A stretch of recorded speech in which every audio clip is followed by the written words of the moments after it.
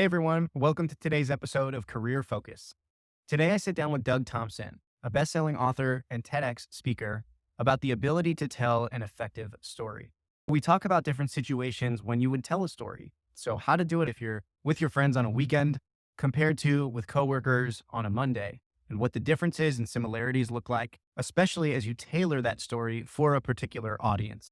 If you're anything like me, you're at least half introverted. So storytelling probably doesn't come to you naturally, but through practice and paying attention to other storytellers, you can develop that as a skill. And even if you're not into the idea of telling good stories, we all could benefit from it. So we cover ways to build your confidence. So when that opportunity is there, you can hone that skill. Ultimately, this ties into the ability to build relationships. So if you're someone that is on the job hunt, someone that's making new friends or building connections, or if you're someone that has to give a presentation next week, listening to today's episode is going to help you tell an effective story and build the confidence so that you can be a good storyteller going forward. Hope you all enjoy. Thanks for listening.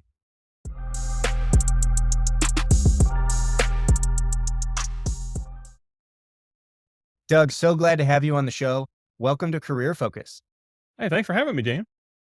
Absolutely. You and I crossed paths a few years ago when I was working at McCombs at the University of Texas, and you were on the advisory council there. So how's life treating you these days? Life's treating me well. I just came off before we came here a book launch party, which is something I never thought I'd do. We could talk about that later, but the universe gives you signs and you just got to keep your eyes open to those things and take advantage of them when you can. Definitely. Tell me a little bit about just your background and help any listeners or viewers out there learn more about your story. Sure. When I went to college, when I graduated high school, my dad had died when I was a senior in high school. And the guidance counselor's office was something that I passed by that I didn't really know what it did.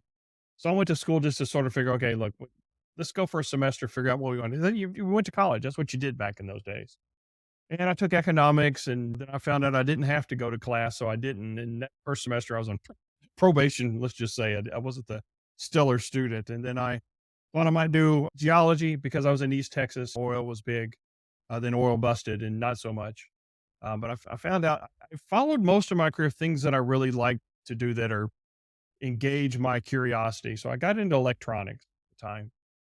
And again, it was an oil bust. So I ended up working on copiers, not very electronic thing, but a guy in town was starting a company and needed a technician. So I said, okay, cool. So I did that for a while. Then this was for Panasonic at the time. They were looking for a regional rep. You'll see a theme here is I will do things a long time. This is the fourth company I've worked for in my career, and I'm getting close to that retirement age.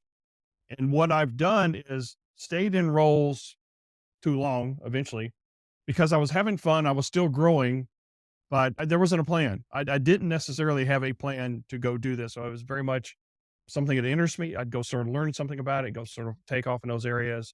And that led me to sort of in my last job at Microsoft as an AI ambassador because nobody really knew what it was and nobody wanted to touch it. I said, hey, this is some pretty cool stuff. So let's go ahead and dig in and do that.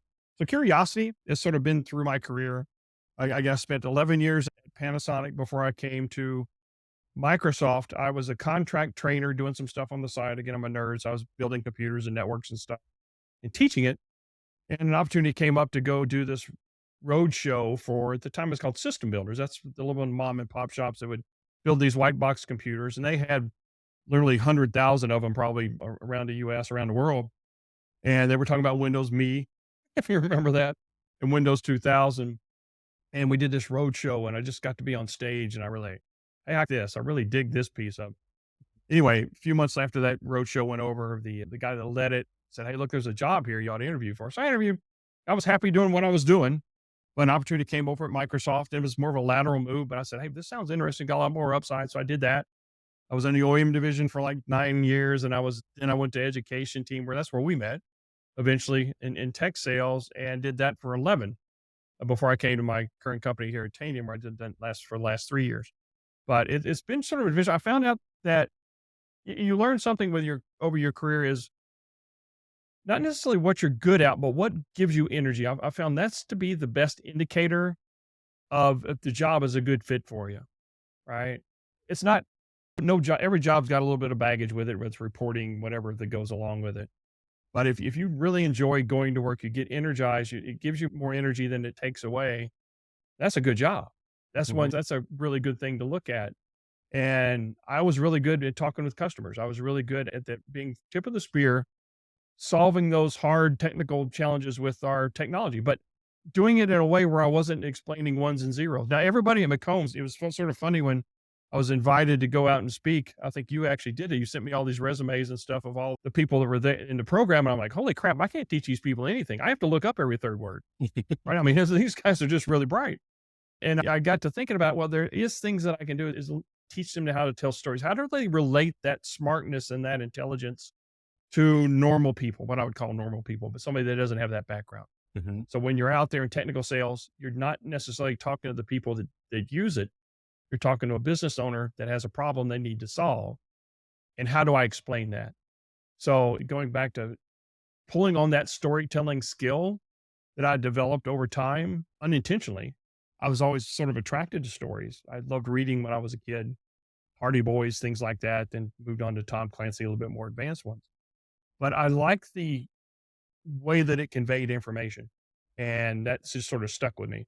And so I've used that throughout my career, hosting podcasts now. Well, like you, it's all about telling stories, asking good questions. Half of storytelling, when you're talking to somebody, is asking them questions and sort of setting the stage, getting out and those type things. So it's listening as much as it is talking, actually more.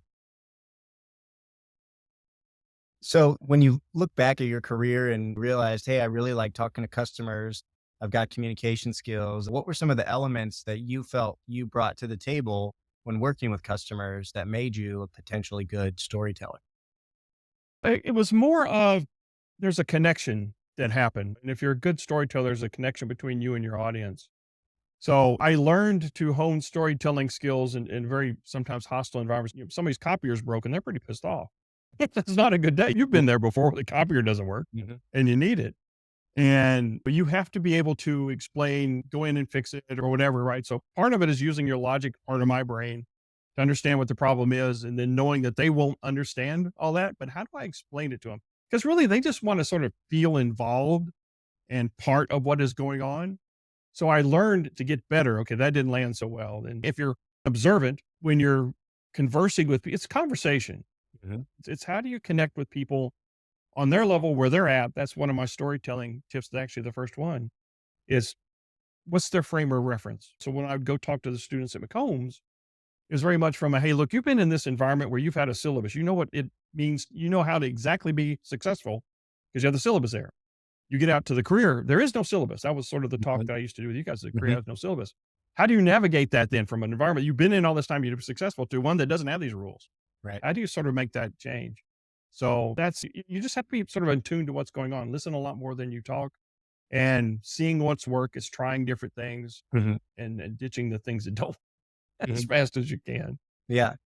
I think that's interesting. You mentioned all of those things. In my previous episodes, I've talked about relationship building, networking, and building confidence. And the first thing you mentioned was that sometimes the best conversationalists are the folks that are the best listeners.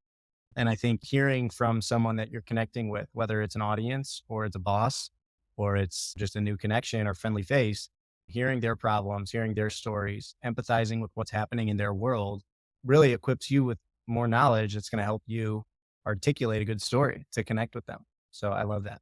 Or find a new product that needs to be developed. Again, you're listening. They're telling you what they need. A lot of times they will tell that if you listen. And what I run into with a lot of very smart technical people is they would come in with a preconceived thing of, well, this is what you need, regardless. It's not necessarily one size fits all, but they've solved this problem the best way that they possibly could. And this happened when we were doing Windows and stuff back at Microsoft.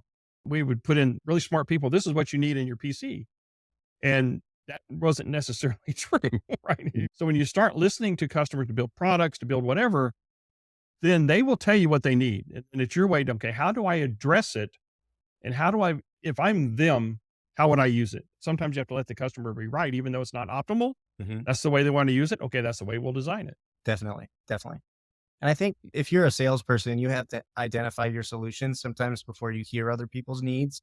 So that way you have knowledge about your product and what you might be selling. But if you're a non-salesperson, let's say you're just connecting with a supervisor or a teammate or someone that's got experience or insight to something that you're not familiar with, it's okay to ask, to backtrack and ask them things that they know about something that you're not familiar with, because as you can continue to gain information and build your own knowledge about something, then you can more effectively articulate it to address someone else's needs. I do that in my role. I'm relatively new to it. I've been doing it for a little bit over a year. And there are times when I'm trying to solve a really complex problem.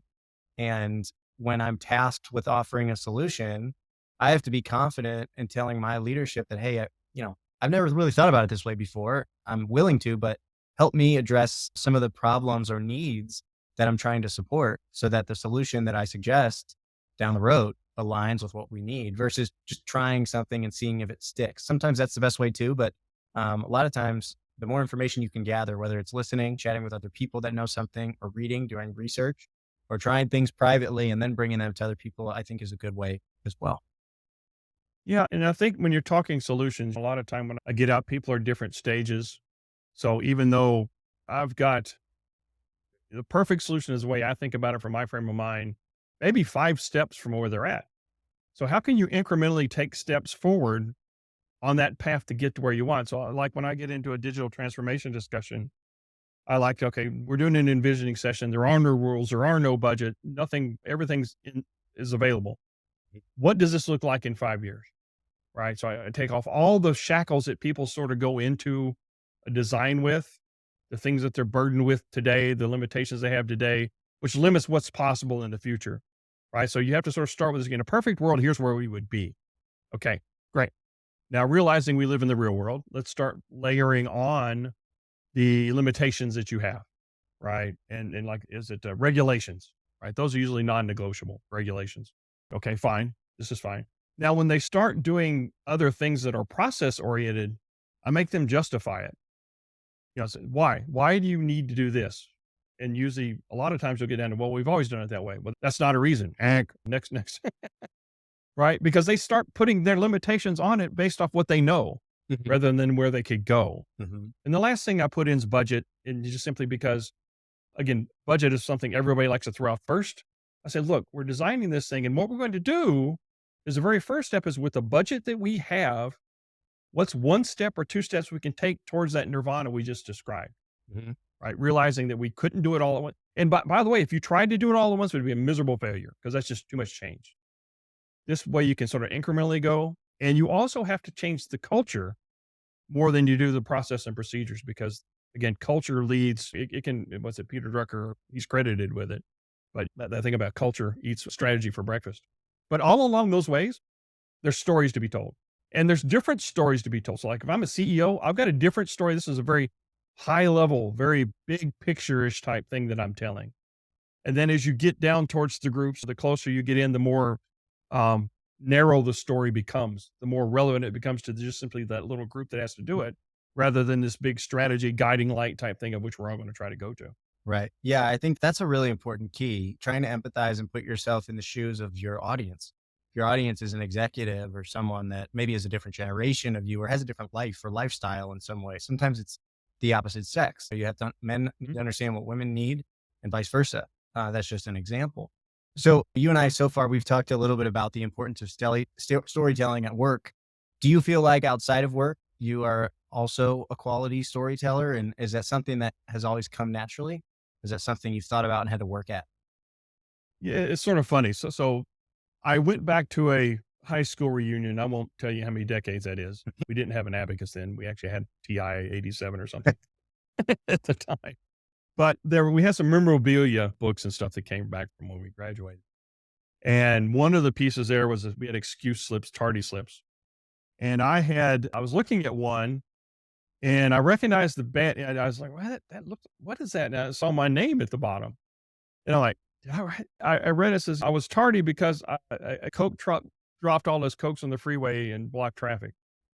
Now, I'm glad I didn't have Twitter or anything like that back in the day because clearly that was not true, but I was telling a story back then. It got approved. So Mhm. I'm pretty happy with that. So upon reflection, I've been telling stories for a long time. Mhm. But again, it wasn't something that I consciously set out to do, but because I like them, I just sort of fell to them. I was drawn to them. Now, what I will say is everybody's better at telling stories outside of work to their friends than they are at work. So just because you may be good, if you're good at it at work, you're great at it with your friends. Mhm. Mhm. right? Because what a lot of people do is they'll change that conversation. Now, again, the language that you use and sort of the formality that you may have has to change a little bit for the workplace by and large.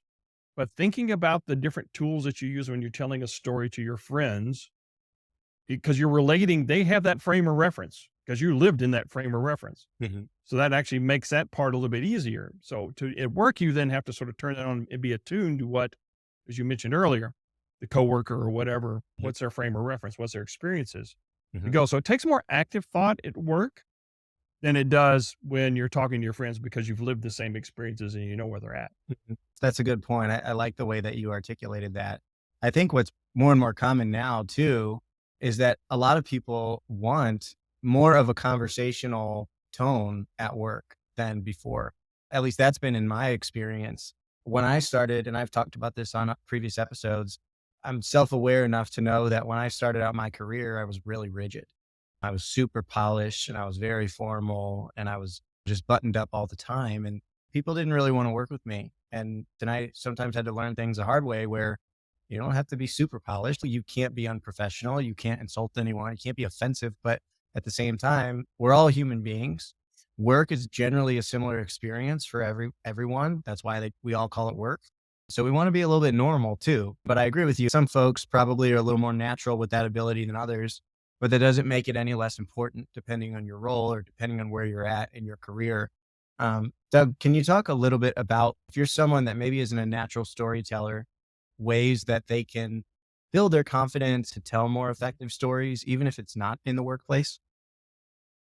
Yeah. Part of it, I would go back to the story that they're telling themselves because they're probably sitting there as I'm a horrible storyteller. And like Henry Ford says, if you think you can, you think you can't, you're right. That's the TED talk that I did. The most Mm. important story you tell starts inside. That story that you tell yourself, what do you believe? That's where it starts. If you can get that story turned in the right direction where I am a good storyteller, you don't have to be great or anything. I mean, but you truly believe that you are, then what that enables you to do is start seeing the opportunities to learn more about stories and the different things. It's like you pull a blinder off, right? Or it's the red car syndrome. Like you just bought this new car, a red car that you hadn't seen before. Now they're everywhere, Mhm. right? Because you're sort of attuned to look for them. So getting that internal story right first is very important before you do anything else, Mhm. right? In the TED talk that I did, I have this, what I call it's an inner bully. It's your subconscious and it's really designed to keep you safe. So it has good intentions. And it originally was designed to keep you safe from the bear or the dinosaur or what have you, right? You had to go fight or flight. It was there to protect you. But now it's bored because we don't have that many dinosaurs chasing us anymore. So it has to invent things to be worried about, to be scared of, to protect you from. And one of it is that imposter syndrome, what have you. I can't do this. I can't do that because you can't, it could be dangerous, right? But danger to that is maybe getting laughed at. Or maybe like you learned in your career there where you had to be sort of a little bit less rigid, right? You went through that. And so I give it a name because I always find that if I give something a name, it's a little bit easier to deal with it rather than this nebulous thing I don't know. I call mine Simon, and if you've ever watched American Idol, you'll know he has a British Yeah, accent. He's Simon Cowell. pretty rude. Yeah, yeah. And your subconscious will tell you stuff you would never dream of telling a friend or anybody, right? I mean, because it's just really cruel. So getting that turned in the right direction, and I actually asked mine now to prove it. When he says I can't do something, I said, "Prove it. Where's your proof?" And 99.9% of the time, they can't give me any proof. Mhm. So I put it in a timeout. We go on, we go do things. So let's assume we've got that part conquered. But this is something you'll never, it's never conquered. It's managed Mhm. because I still have this thing that comes. Simon comes in every now and then. And like for the book thing, just, oh, you can't write a book. You can't write more than 2 sentences. Right. So I just shut up, just go away. Mhm.